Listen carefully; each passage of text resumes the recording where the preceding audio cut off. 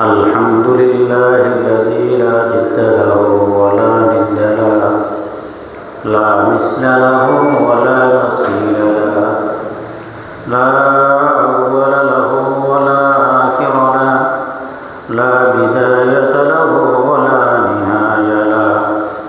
ونشهد أن لا إله إلا الله، ونشهد أن سيدنا وسندنا وحبيب ربنا ومولانا محمد عبده ورسوله، أرسله بالحق بشيرا ونذيرا وداعيا إلى الله بإذنه وسراجا منيرا. أما بعد، فأعوذ بالله من الشيطان الرجيم. بسم الله الرحمن الرحيم. ولو أن أهل القرى آمنوا واتقوا لفتحنا عليهم بركات من السماء والأرض، ولكن كذبوا فأخذناهم بما كانوا يكسبون. وقال سيدنا رسول الله صلى الله عليه وسلم: إن الله لا ينظر إلى صوركم وأموالكم، ولكن ينظر إلى قلوبكم وأعمالكم، أو كما قال النبي عليه الصلاة والسلام. اللهم صل على سيدنا محمد وعلى آل محمد، كما صليت على إبراهيم وعلى آل إبراهيم إنك حميد مجيد. اللهم بارك على محمد وعلى آل محمد، كما باركت على إبراهيم وعلى آل إبراهيم إنك حميد مجيد. اللهم صل على سيدنا محمد كلما ذكره الذاكرون، وكلما غفل عن ذكره الغافلون. أستغفر الله الذي لا إله إلا هو الحي القيوم، وأتوب إليه لا حول ولا قوة إلا بالله العلي العظيم. أستغفر الله الذي لا إله إلا هو الحي القيوم، وأتوب إليه لا حول ولا قوة إلا بالله العلي العظيم. معزز محترم মুরব্বিয়ান আযম, আল্লাহ তাআলার অসংখ্য অগণিত শুকরিয়া আদায় করি যে রব্বে কারীম আমাদের সকলকে মাদ্রাসা মসজিদে জুমার নামাজ আদায়ের লক্ষ্যে আসার এবং বসার তৌফিক দান করেছেন। রব্বে কারীম শুকরিয়া আদায় করি আলহামদুলিল্লাহ। আল্লাহ তাআলার অপার মেহেরবানি ও দয়া, আল্লাহ তাআলা আমাদেরকে শত শত হাজার হাজার রোগ থেকে বাঁচাই করে আল্লাহ তাআলা তার ঘরে মসজিদে সকলের আগে আগে আসার তৌফিক দান করেছেন। রব্বে কারীমের শুকরিয়া আদায় করি আলহামদুলিল্লাহ। আমরা সকলেই সৌভাগ্যবানদের অন্তর্ভুক্ত যে আল্লাহ তাআলা আমাদেরকে সকলকে মুসলমানদের ঘরে পাঠাইছেন। যদি আল্লাহ না করেন আমাদের জন্ম যদি কোনো হিন্দুর ঘরে হইতো, কোনো খ্রিস্টানের ঘরে হইতো, কোনো মুসলিমের ঘরে হইতো, তাহলে বিনা হিসেবে আমাদেরকে জাহান্নাম দেওয়া হইতো। কিন্তু আল্লাহ তাআলা আমাদেরকে যখন মুসলমান বানাইছেন, এরপরে প্রতিটা ব্যক্তি মুসলমান হওয়ার পরেও প্রতিটা ব্যক্তির জন্য জরুরি হইল আল্লাহর আদেশ নিষেধকে মেনে চলা। কোনো মুসলমান ইচ্ছা করলেই তার মন চাহিদা জিন্দিগি অনুযায়ী চলতে পারে না। তার মনে যেমন চাইছে সামনে করবে, এটা তার দ্বারা সম্ভব না। প্রতিটা মুসলমান কোরআন ও হাদিসের কাছে সে আবদ্ধ। মুসলমান মানি হলো আত্মসমর্পণ করা। যে ব্যক্তি আল্লাহ তাআলার সামনে আত্মসমর্পণ করে, নত হয়, সেই ব্যক্তি হইল প্রকৃত মুসলমান। আল্লাহ তাআলা কোরআনে কারিমের মধ্যে আল্লাহ তাআলা বলেন, ইয়া আইয়ুহাল্লাযীনা আমানুত্তাকুল্লাহ হাক্কা তুকাতিহি ওয়া লা তামুতুন্না ইল্লা ওয়া আনতুম মুসলিমুন। হে ঈমানদারগণ, যারা ঈমান আনছ ইসলামের উপর, আমি আল্লাহ তাআলার উপর ঈমান আনছ, আমার নবী মুহাম্মদ রাসূলুল্লাহ সাল্লাল্লাহু আলাইহি সাল্লামের উপর ঈমান আনলা, তোমাদেরকে বলি ইত্তাকুল্লাহ, তোমরা আল্লাহ তাআলাকে ভয় করো। যেভাবে আল্লাহ তাআলাকে ভয় করার তোমাদের দরকার সেভাবে ভয় করো। অর্থাৎ তুমি যখন মসজিদে যাইবা তখন মসজিদের হুকুম আকাম কি তোমার কি জানা আছে? মসজিদে প্রবেশ করার সুন্নত কয়টা, বাইরে হওয়ার সুন্নত কয়টা? মসজিদে যতক্ষণ পর্যন্ত থাকবা ততক্ষণ তুমি কি আমল করবা? যখন ঘরে গেছো, ঘরে ঢোকার সুন্নত কয়টা? ঘরে যখন থাকবা তখন বিবির সাথে তোমার আচরণ কেমন হবে? তোমার সন্তানদের সাথে আচরণ কেমন হবে? যখন ঘর থেকে বাইরে যাবা তো প্রতিবেশীর সাথে তোমার আচরণ কেমন হবে? এভাবেই সমস্ত কাজ। যখন দোকানে যাইবা, দোকানদারের সাথে তোমার আচরণ কেমন হবে? মাল কিনবা, মাল কেমনি কিনবা? বাজারে যাইবা, বাজারে কি উদ্দেশ্যে যাইবা? বাজারে যাওয়ার পরে তোমার কি কাজ? মানে যে কোনো কাজ করার সময় আল্লাহ তাআলার হুকুম কি, রাসূলের তরিকা কি, এই কথা যেই ব্যক্তি মানিয়া চলে সেই ব্যক্তি হলো মুসলমান। ওই ব্যক্তি কখনো প্রকৃত মুসলমান নয় যে ব্যক্তি যখনই মসজিদে আসে তখন মসজিদে কিছু টুপি থাকে, টুপিগুলো মাথায় দিয়ে নামাজ পড়ে, আবার যাওয়ার সময় মসজিদের মধ্যে টুপিটা রাখি দেয়। ঘরে গেলে ইসলাম অনুযায়ী চলে না, বাজারে গেলে ইসলাম অনুযায়ী চলে না, কোনো কাজ কারবারে আল্লাহ রাসূলের তরিকা অনুযায়ী চলে না, কোরআনের তরিকা অনুযায়ী চলে না, এ ব্যক্তি মুসলমান নয়। আল্লাহ তাআলা বলেন, ইয়া আইয়ুহাল্লাযীনা আমানুত্তাকুল্লাহ, হে ঈমানদারগণ, তোমরা আল্লাহ তাআলাকে ভয় করো। হাক্কা তুকাতিহি, যেভাবে আল্লাহ তাআলাকে ভয় করার দরকার। ওয়া লা তামুতুন্না ইল্লা ওয়া আনতুম মুসলিমুন। হে ঈমানওয়ালারা, তোমাদেরকে আরেকটা কথা বলে দিই, যতক্ষণ পর্যন্ত প্রকৃত মুসলমান না হইবা ততক্ষণ পর্যন্ত তোমরা মৃত্যুবরণ করিও না। অর্থাৎ কি, প্রত্যেকটা ব্যক্তি বলেন তো, মৃত্যু কি আমার হাতে, যে আমি মুসলমান হই তারপরে মারা যাব? এই কথার অর্থ কি? এই কথার অর্থ হইল যে কোনো মুহূর্তেই তুমি মারা যাইতে পারো, মৃত্যুর আগেই যেন তুমি মুসলমান হইয়া যাও। চাইও তুমি আমার কাছে যে আসবা, মুসলমান না হইয়া আমার কাছে আসিও না। যদি মুসলমান না হইয়া আসো তো জানিয়া রাখো তোমার জন্য জাহান্নাম আমি তৈরি করে রাখছি। এজন্য প্রকৃত মুসলমান হইল ওই ব্যক্তি যে ব্যক্তি আল্লাহ তাআলার হুকুমগুলোকে যথারীতিভাবে আদায় করে, যেভাবে আল্লাহ তাআলার হুকুম আদায় করার দরকার সেভাবে আদায় করে, এদেরকেই প্রকৃত মুসলমান বলা হয়। আচ্ছা, আমরা তো মুসলমান, আমাদের আগে কি কোনো মুসলমান গেছেনি দুনিয়ার থেকে? গেছে না? আমাদের আগে অনেক মুসলমান দুনিয়ার থেকে গেছে। আমরা আল্লাহ তাআলার কাছে যখন দাঁড়াই তখন বলি, ইহদিনাস সিরাতাল মুস্তাকিম, আল্লাহ আমাদেরকে একটু সঠিক রাস্তা দেখান। সিরাতাল্লাযীনা আন'আমতা আলাইহিম, ওই সমস্ত ব্যক্তিদের রাস্তা দেখান যাদের উপর আপনি খুশি ছিলেন, যারা আপনাকে খুশি করে দুনিয়ার থেকে গেছে, আপনি আমাদেরকে তাদের পথ দেখান। আচ্ছা, কারা আল্লাহ তাআলাকে খুশি করে গেছে বলেন? জানা আছে আপনাদের কারা আল্লাহ তাআলাকে খুশি করে গেছে? সাহাবায়ে কেরাম আল্লাহ তাআলাকে খুশি করে গেছেন। সমস্ত সাহাবায়ে কেরামের উপর আল্লাহ তাআলা রাদিয়াল্লাহু আনহুম ওয়া রাদু আনহু, সমস্ত সাহাবায়ে কেরামের উপর কে খুশি ছিলেন? আল্লাহ তাআলা খুশি ছিলেন। আর সাহাবায়ে কেরামও আল্লাহ তাআলার উপর খুশি। এজন্যই যখন সাহাবায়ে কেরামের উপর আল্লাহ তাআলা খুশি, সাহাবায়ে কেরামও আল্লাহ তাআলার উপর খুশি, তাহলে তারা নিশ্চিত কি জান্নাতি। আমাদের জীবন গঠনটা যেন তাদের মতো হয়। তারা আল্লাহ তাআলাকে যেভাবে ভয় করছেন, আমাদেরকেও এইভাবে আল্লাহ তাআলাকে ভয় করার দরকার। কিভাবে? রাসূলুল্লাহ সাল্লাল্লাহু আলাইহি সাল্লাম বলেন, যদি এরকম জান্নাত যাইতে চাও তো তোমাদেরকে বলি, আসহাবি কান নুজুম ফাবিআইয়িহিম ইকতাদাইতুম। আল্লাহ তাআলাকে খুশি করে গেছে আমার সাহাবায়ে কেরাম। এইরকম একজন সাহাবীকেও যদি খুশি করে যাইতে পারো, একজন সাহাবীর পদাঙ্ক যদি তোমরা অনুসরণ করো, তাইলে তোমরা নিশ্চিত তোমরা জান্নাত পাইয়া যাইবা।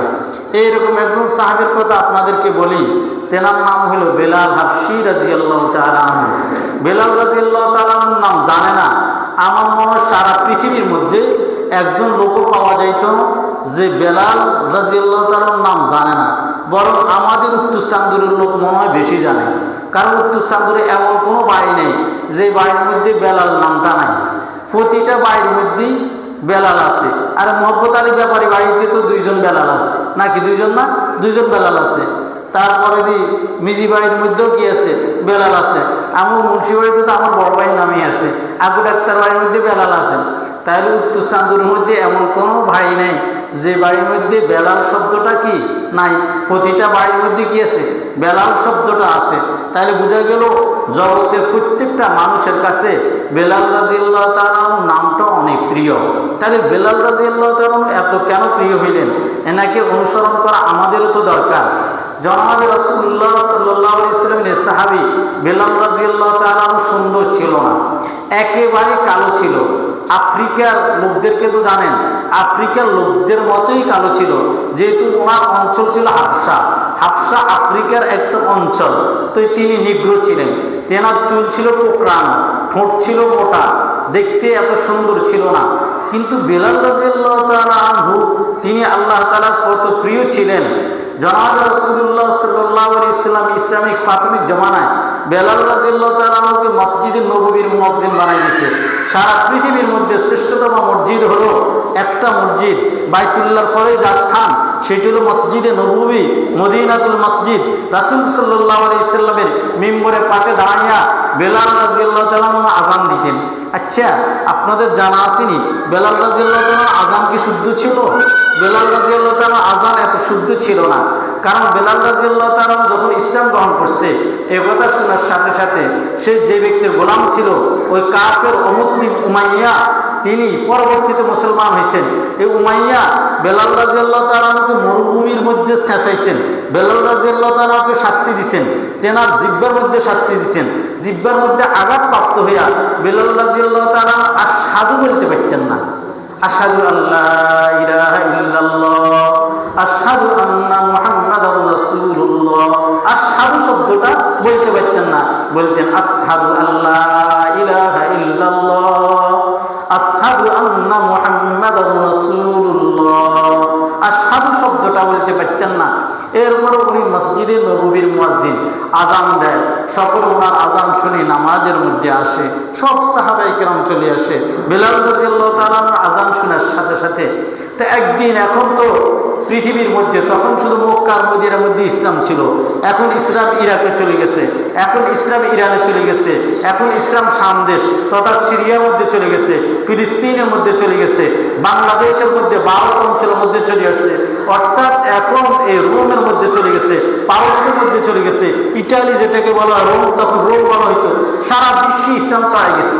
এখন সমস্ত মুসলমান এখানে আসে মসজিদে নববীর মধ্যে রাসূল সাল্লাল্লাহু আলাইহি ওয়াসাল্লামের সাথে দেখা করে, এখানে নামাজ আদায় করে, কিন্তু এই মসজিদের মুয়াজ্জিনের আযান অশুদ্ধ। আচ্ছা বলেন, দারুল উলুম মাদ্রাসা মসজিদ, এটা একটা মাদ্রাসা মসজিদ, এখানে যদি অশুদ্ধ আযান দেয় আপনারা কি মানে নেবেন? আপনারাও তো মানে নিতেন না। আর যত উস্তাদ আছে মাদ্রাসার, তারা বলল মোতাম হিসাবে এটা কী করলো? এত ভালো ভালো কণ্ঠওয়ালা ছাত্র আছে, এত শুদ্ধ ছাত্র আছে, সারা বাংলাদেশের মধ্যে এই মাদ্রাসা তৃতীয়তম স্থান অধিকার করছে রেজাল্টের দিক দিয়ে। এই মাদ্রাসার মধ্যে এত সুন্দর কণ্ঠওয়ালা ছাত্র থাকতে মোতাম সাহেব হাডা মাসওয়ালা একজনকে দিছে, হাডা মাসের কণ্ঠওয়ালা একজনকে দিছে আযান দিত। মোতাম সাহেব কি মাথা কিছু ধরে না? কেমন এই কথা আসবো না? কথা সবাই বলবে। এখন সাহাবায়ে কেরাম একজন দুইজন আলোচনা করতেছে, বেলাল কেন এখনো মসজিদের মুয়াজ্জিন, রাসূল কেন বেলালকে সরাই দেয় না? এক কথা দুই কথা হইতে হইতে একদিন সাহাবায়ে কেরাম সাহস করে রাসূল সাল্লাল্লাহু আলাইহি ওয়াসাল্লামের কাছে যাই বললেন, হে আল্লাহ রাসূল, বিশ্বের মধ্য থেকে এখন সারা বিশ্বে এইটা হলো অন্যতম একটা মসজিদ, এখান থেকে ইসলাম প্রচার প্রসার হয়, এখানে আজান দেওয়া হয় অশুদ্ধ আজান, ইয়া রাসূলুল্লাহ এটাকে সহ্য করার মতো নেই, এটাকে মানার মতো নেই, এখানে কি শুদ্ধ করে আজান দেওয়া যায় না? তো রাসূলুল্লাহ সাল্লাল্লাহু আলাইহি ওয়াসাল্লাম মোশারা করছেন কি করা যায়? বলবো আব্দুর রহমান রাদিয়াল্লাহু তাআলা আনহুকে আজানের জিম্মাদারি দেওয়া হোক। দেখতে শুনতেও সুন্দর, লম্বা আছে তিনি, কণ্ঠও সুন্দর, একবার চিকন তার মতো কণ্ঠ, আজান দিবে এবং উনি কারি সাহেব, ওনার সবচেয়ে শুদ্ধ আজান হবে, ওনাকে দায়িত্ব দেওয়া হোক।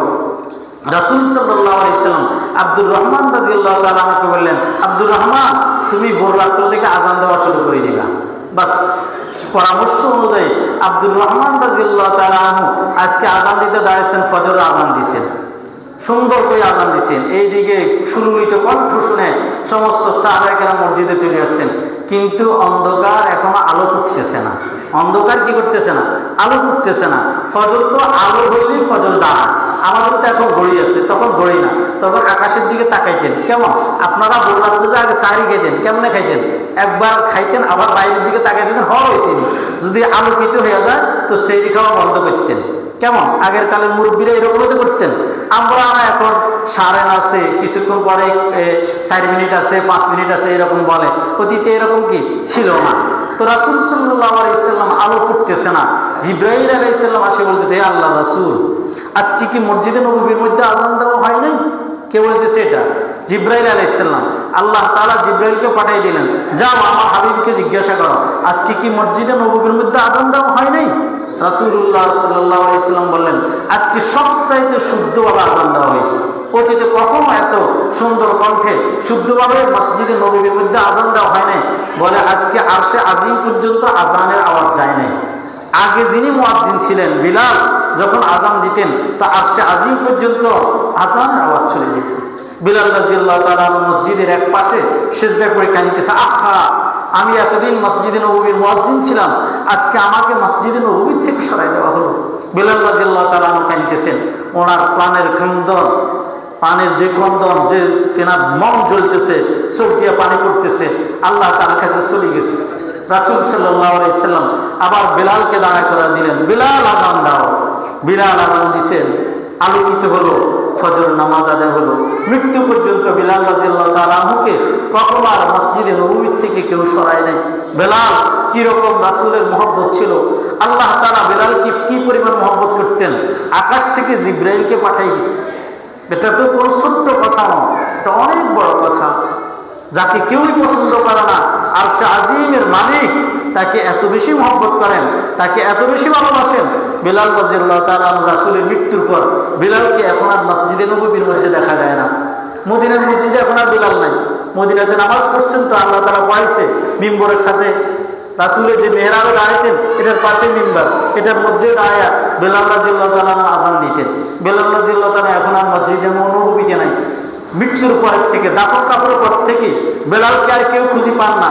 খুঁজতে খুঁজতে খবর পাইছেন বেলাল রাদিয়াল্লাহু তাআলা সুদূর সিরিয়ার মধ্যে চলে গেছে, শাম দেশের মধ্যে চলে গেছে। বেলাল আর মসজিদে নববীর মধ্যে আসতেছে না। একদিন বেলাল রাদিয়াল্লাহু তাআলা স্বপ্নে দেখতেছেন রাসূলুল্লাহ সাল্লাল্লাহু আলাইহি ওয়াসাল্লাম বলতেছেন, বেলাল তুমি কি আর আসবে না? তুমি কি আর মদিনাতে আসবে না? তোমাকে আমার দেখতে মন চায়। কে বলছে এই কথা? রাসূলুল্লাহ সাল্লাল্লাহু আলাইহি ওয়াসাল্লাম। বিলাল রাদিয়াল্লাহু তাআলা স্বপ্ন দেখার পরে দেরি করেন নাই, তিনি রওনা দিয়ে দিয়েছেন।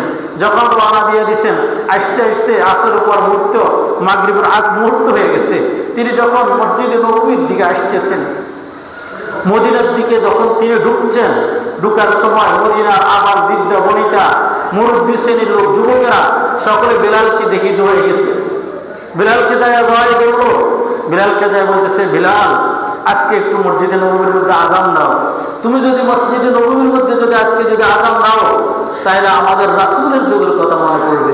তুমি রাসূলের যুগে আজান দিতে, রাসূল মেহরাবের মধ্যে নামাজ পড়াইতেন, ওই দিনের কথা আজকে অন্তত আজান দিলে ওই পরিবেশের কথা আমাদের মনে পড়বে।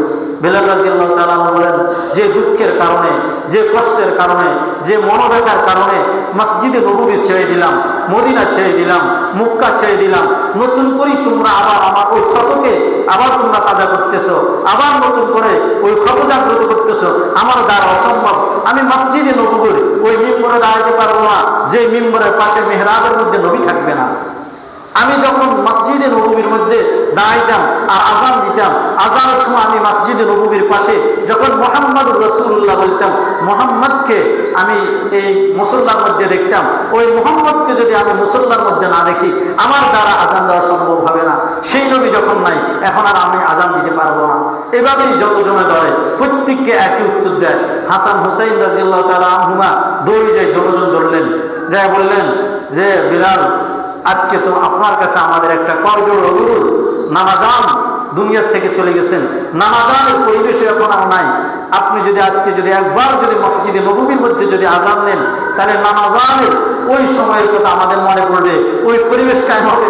সমস্ত সাহাবায়ে কেরাম আবার মসজিদে নববীর মধ্যে ওই প্রাণ নিয়া, ওই নূর নিয়া আবার মসজিদে নববীর দিকে আগে আসবে।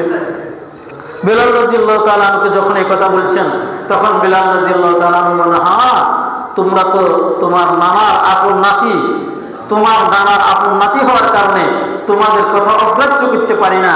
আজকে অবশ্যই আমি তোমাদের কথা রাখতে যাইয়া তোমার নানার মহব্বতের কারণে আমি আজান দিব। বিলাল রাদিয়াল্লাহু তাআলা আনহু মসজিদে নববীর মধ্যে এক পা দুই পা দিয়া কাঁপা কাঁপা কণ্ঠে আগাইতেছেন, পাও চলতেছে না, মনে পড়ে যাবেন। অনেক ধীরস্থিরের মধ্যে তিনি আগাইতেছেন, খুবই ধীরস্থির আগাইতেছেন।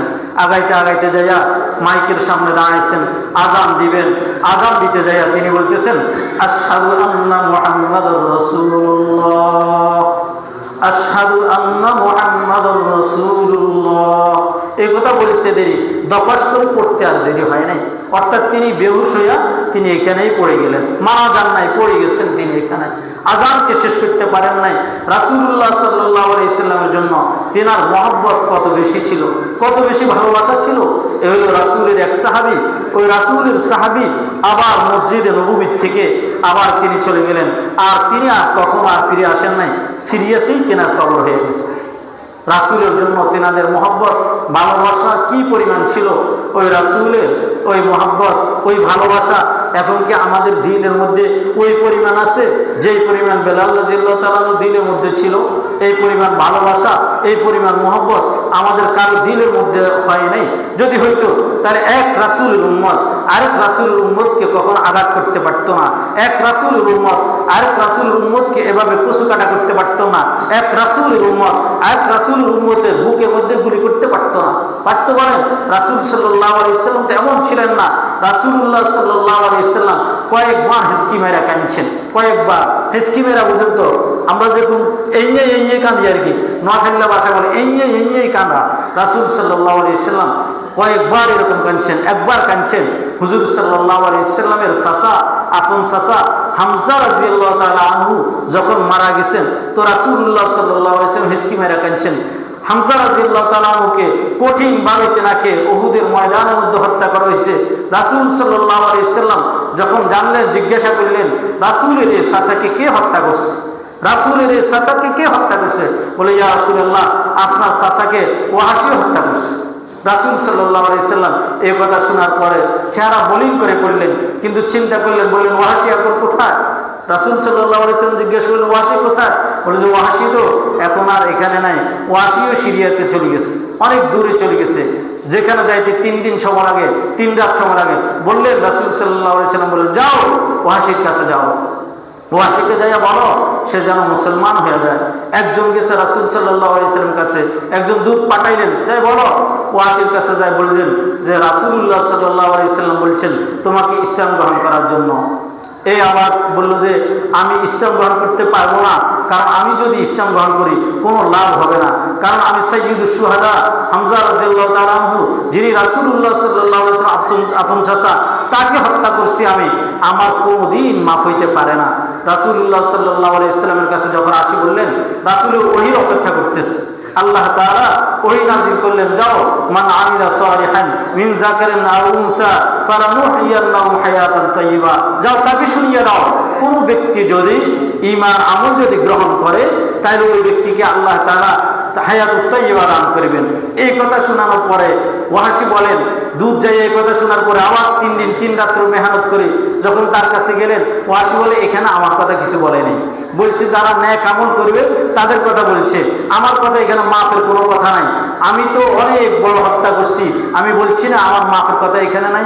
আমল করলে যারা আমল করবে তাদের কথা না বলছে, যারা কাউকে হত্যা করছে, যারা শিরিক করছে তাদের কথা তো এখানে কিছুই বলে নাই। ওয়াসির কাছ থেকে দুধ পিড়ি চলে আসছে, আসি বলতেছেন, হে আল্লাহ রাসূল, হে আল্লাহ রাসূল, তাকে বলছি আয়াতে কারিমা শুনিয়ে দিছি। সে বলল তার কথা তো এখানে কিছুই বলে নাই। জিবরাইল আলাইহিস সালাম চলে আসছেন, আরই বলতেছে ইল্লা মান তাবা ওয়া আমিলা আমালান সালিহা, কোন ব্যক্তি যদি তওবা করে আর নেক আমল করে আল্লাহ তাআলা তাকে মাফ করে দিবে। রাসূল তাকে এই কথা শুনাই দিয়েছেন। দূত আবার যে কথা বলার পরে বলে যে না, এখানে আমার কাছে কিছুই বলে নাই, বলে তোবা করতে। তো তোবা করলে আমার কি, কিন্তু আমি তো শিরিক করছি, মুশরিককে মাফ করবে এ কথা বলে নাই। তোবা করলে মাফ করবে, ঠিক আছে। হামজাকে আমি হত্যা করলাম, এখানে এই কথার গ্যারান্টি আছে আমি যদি হত্যার উপর যদি তওবা করি যে আমি কোন মুমিন আর হত্যা করব না, নেক আমল করব, তা আমাকে মাফ করে দিবে। কিন্তু মুশরিককে মাফ করবে এই কথা কি এখানে বলছি না, এই কথা তো এখানে কিছু বলে নাই, আমার কথা বলে নাই। আবার দুধ পিড়ি চলে আসছেন, আসার পরে রাসূলুল্লাহ সাল্লাল্লাহু আলাইহি সাল্লাম ওহীর অপেক্ষা করতেছেন। আল্লাহ তাআলা ওহী নাযিল করলেন, ইয়া আইয়ুহাল্লাযীনা আমানু লা তাকনাতু মির রাহমাতিল্লাহ ইন্নাল্লাহা ইয়াগফিরুয যুনুবা জামিআ।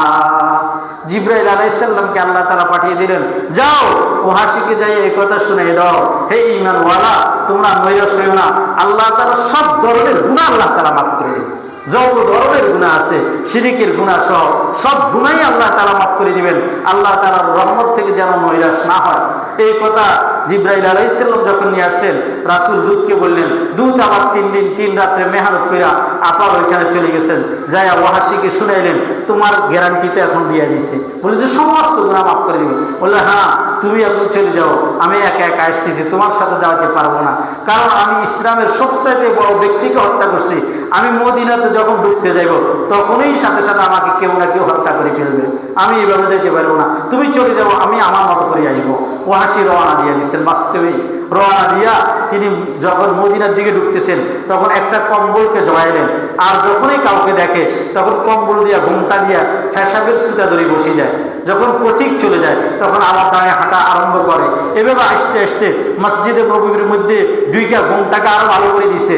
এটা দেখা ওমর ফারুকের মেজাজ তো জানেন, উনি তো কড়া, উনি তাড়াতাড়ি তলোয়ার বাইর করে ফেললেন, কোন শত্রু আসতেছে নাকি, তার গর্দানটাকে উড়িয়ে দেওয়া হবে। ওমর ফারুক তলোয়ার বাইর করে দিলেন। রাসূল সাল্লাল্লাহু আলাইহি সাল্লাম বললেন, ওমরকে বললেন, ওমর তলোয়ারকে এখন মারিও না, তলোয়ার হাতে রাখো, এখন মেরে দিও না। এই ব্যক্তি আসি রাসূলের সামনে বসিয়ে বলে, আশহাদু আল্লা ইলাহা ইল্লাল্লাহ ওয়া আশহাদু আন্না মুহাম্মাদুর রাসূলুল্লাহ। কে বলতেছে?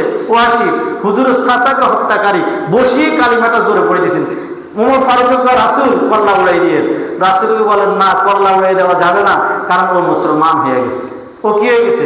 মুসলমান হয়ে গেছে। একজন মুসলমানকে হত্যা করা মুআফা, কিন্তু যদি বিএমপিকে হত্যা করে এটা কি জায়েজ হবে? বিএমপি যদি আমলিককে হত্যা করে এটা কি জায়েজ হবে?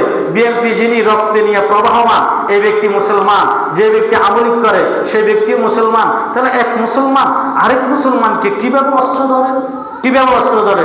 রাসূলুল্লাহ সাল্লাল্লাহু আলাইহি সাল্লাম বলেন, আল কাতিল ওয়াল মাকতুল কিলাহুমা ফিন্নার।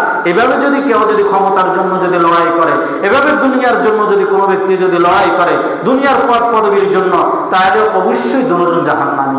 দুজন কি জাহান্নামী হবে। এজন্য ভাই ও বন্ধুগণ, দলের বড় বড় নেতারা তারাও কিন্তু সুখে নাই। যারা আমলিগের সময় বড় বড় বক্তব্য দিয়েছিলেন, আজকে তারা জেলখানার মধ্যে অসহায়ভাবে আছে। জেলখানার মধ্যে অসহায় বাবা আছে। কোন নেতা, এত বড় নেতা যাদের ইশারায় কাঁপছিল বাংলাদেশ, যে প্রধান বিচারপতি কত লোককে না ফাঁসি দিয়েছিল, তার ইশারাতে কত লোকের ফাঁসি হয়েছিল।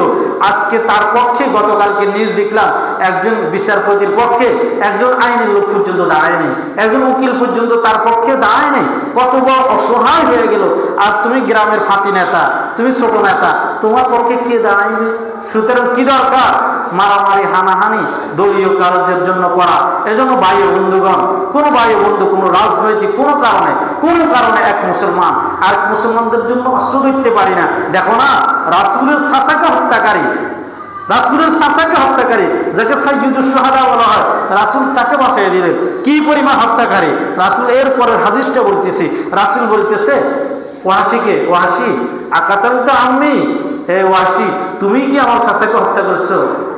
চুপ, পুরা মসজিদ নীরব হয়ে গেছে। মসজিদে নববী আমাদের মতো এরকম না। যাইলে মসজিদে নববীর মধ্যে দেখবেন হাজার হাজার লাখো মুসল্লি আছে। যারা জুমার মসজিদে, আমাদের জুমার মসজিদে যেরকম লোক হয়, রাসূলের জমানায় ওয়াক্তিয়ার মধ্যে এই পরিমাণ লোক হইতেন। কেউ যদি মসজিদে না আসতেন তো বলতেন এই ব্যক্তি মুনাফিক হয়ে গেছে, নতুবা কেন এই ব্যক্তি নামাজ পড়তে আসলো না? ওয়াক্তিয়া নামাজ না পড়লে তাকে বলতেন মুনাফিক বলতেন, তাকে কাফের বলতেন। ও নামাজ ছাড়ি দিছে, মনে হয় কাফেরদের সাথে সঙ্গ দেয়, মনে হয় মুনাফিক হয়ে গেছেন। এই জন্য সবাই মসজিদের মধ্যে আসতেন, সবাই নিশ্চয়। এরপর রাসূল সাল্লাল্লাহু আলাইহি সাল্লাম বলেন, কাইফা কাতালতা আম্মি, ওয়াসি একটু বলো তো আমার চাচাকে তুমি কেমনে হত্যা করছো? ওয়াসি চুপ, বলো বলো, তোমার মুখে বলো। ওয়াসি যখন বলা শুরু করছে, রাসূল কাঁদতেছে, পুরো মসজিদের মধ্যে সকলে কাঁদতেছে। এরপর রাসূল বলেন, ওয়াসি তোমাকে একটা কথা বলি, কখনো তুমি আমার সামনে আর বসবে না। তুমি কখনো আমার সামনে বসবে না, কখনো তুমি আমার ডান পাশে বসবে না। কারণ আমি ডান পাশের দিকে তাকাই, আমি বয়ান করি, সামনের দিকে তাকাই, আমি বয়ান করি। তুমি সবসময় আমার বাম পাশে বসবে, কারণ তোমাকে দেখলে আমার চাচার কথা স্মরণ হবে। আমি আমার নিজেকে ধরে রাখতে পারি না। তাহলে রাসূলের চাচার জন্য কত মহব্বত ছিল। এরপরে তো ওয়াসিকে হত্যা করে নাই। তাহলে একজন মুসলমান আরেক মুসলমানকে কিভাবে হত্যা করে? জেনে রাখুন এই কথা, একজন মুসলমানকে হত্যা করার দ্বারা কখনো, হত্যার দ্বারা জীবন মানুষের কখনো ফিরে আসে না। বরং কোনো ব্যক্তি যদি কোনো ব্যক্তিকে হত্যা করে, জীবনের কোনো না কোনো মুহূর্তে এই হত্যার বদলা হিসেবে আল্লাহর পক্ষ থেকে সে হত্যা হয়ে যাবে। ঠিক না? যত সন্ত্রাস সাদাবাজের নাম আমরা অতীতে শুনছিলাম, কোন সন্ত্রাস আর সাদাবাজ কি দেশের মধ্যে বাঁচিয়েছে? আরে যৌবন কালো পার করতে পারে নাই, এর আগেই কিন্তু গুলির ওয়ার্ডার হয়ে যায়, এর আগে হয়তো জেলখানা যায়, নতুবা প্রতিপক্ষের হাতে মার খায়। গুল কামালের কথা আপনারা শুনছিলেন, মারা গেছে না? কত নির্দয় ভাবে তাকে মারা হলো। এভাবেই কিন্তু কোনো সন্ত্রাস, কোনো চাঁদাবাজ, কোনো ফাঁকি নেতা দুনিয়ার মধ্যে থাকে না। সুতরাং ফাঁকি নেতা, যত ধরনের নেতা আছে, সমস্ত নেতারা নেতাগিরিতে ছেড়ে দিয়া আল্লাহ তাআলার দিকে যান, তাকওয়া অবলম্বন করেন, তাহলে কি লাভ হবে? এই শুধু লাভের কথা বলি আমার বয়ানটা শেষ করতেছি। আজকে সূরা আরাফের ৯৬ নম্বর আয়াত আমি আপনাদের সামনে তেলাওয়াত করলাম। আল্লাহ তাআলা বলেন, ওয়ালাউ আন্না আহলাল কুরআ আমানু ওয়াত্তাকাউ লাফাতাহনা আলাইহিম বারাকাতিম মিনাস সামাই ওয়াল আরদ। যদি কোনো গ্রামবাসী, যদি কোনো গ্রামবাসী, কোনো বস্তিবাসী, কোনো মহল্লার মানুষ যদি ঈমান আনয়ন করত আর যদি কি করে, তাকওয়া অবলম্বন করে, লাফাতাহনা আলাইহিম বারাকাত, আমি আকাশের হাজারো দরজা, লাখো দরজা, আমি বরকতের দরজা তার জন্য খুলে দিব। তার জীবনটা পরিপূর্ণভাবে বরকতময় হয়ে যাবে। আসমানের সমস্ত দরজাও খুলে দিব, জমিনের সমস্ত দরজাও খুলে দিব। আসমানের থেকেও তার রিজিকের ব্যবস্থা হবে, জমিনের থেকেও তার রিজিকের ব্যবস্থা হবে। ওয়ালাকিন কাযযাবু ফাআখাযনাহুম বিমা কানু ইয়াকসিবুন। আল্লাহ তাআলা বলেন, আমি যখন তোমাদেরকে বললাম আমার নবীর মাধ্যমে যে তোমরা তাকওয়া অবলম্বন করো, তোমরা ঈমান আনয়ন করো, তাহলে আসমানের সমস্ত দরজাও তোমাদের জন্য খুলে দেব, জমিনের সমস্ত দরজাও খুলে দিব। কোন ব্যক্তি আমার এই কথাকে বিশ্বাস করলো না, বরং বিদ্যাঙ্গুলি দেখাইলো, আমার কথাকে মানলো না। ওয়ালাকিন কাযযাবু, প্রত্যেকেই আমার কথাকে মিথ্যা সাব্যস্ত করলো। ফাআখাযনাহুম বিমা কানু ইয়াকসিবুন, তাদের এই কৃতকর্মের কারণে আমি তাদেরকে পাকড়াও করে দিলাম। অর্থাৎ হায়াতের বরকত আমি নিয়ে গেলাম, জিন্দেগির বরকত নিয়ে গেলাম। যৌবনকালের যৌবনের ফুল ফুটছে, তাকে বিবাহ পর্যন্ত করতে আমি দিই নাই। এর আগেই সে যেরকম অন্যকে হত্যা করছে, তাকেও কর্তৃপক্ষ হত্যা করার পরে যৌবনকাল পার করতে পারে নাই, বৃদ্ধকাল দেখতে পারে নাই, বাবা হইতে পারে নাই, এর আগেই আমি আল্লাহ তাআলা তার রশিটা টান দিয়ে আমি তাকে নিয়ে গেলাম, আমি তাকে কি করলাম? নিয়ে গেলাম। এজন্য ভাই ও বন্ধুগণ, শেষ কথা এটা, সাহাবাই কেরাম যেরকম তাকে অবলম্বন করছেন, একজন মুসলমান আর মুসলমানের কাছে নিরাপদ হয়ে গেছেন। প্রত্যেকটা যুবক ভাই, তোমাদের পায়ে হাত রেখা বলতেছি, তোমরা মারামারি হানাহানি এটা বন্ধ করে দাও। ফাতি নেতা, হেতি নেতা, যত ধরনের নেতা আছে এটা বন্ধ করে দাও, কোনো লাভ নাই। তোমাদের বড় নেতাদের কি অবস্থা দেখো, যারা আমলে বড় বড় নেতা ছিল, এখন তাদের অবস্থা ভালো নাই। এখনো বর্তমানে কেউ যদি একটু বেশি নেতাগিরি দেখায়, তখন তাকেও কেউ বাঁচাইতে পারে না, তাকেও গ্রেফতার করে নিয়ে যায়। সুতরাং তোমরা তো ফুটি মাছ, তোমাদের অবস্থা আরো খারাপ হবে। আল্লাহ আমাদের সকলকে এই মুত্তাকি হওয়া, ঈমানওয়ালা হওয়ার তৌফিক দান করেন। সুবহানাকাল্লাহুম্মা ওয়া বিহামদিকা।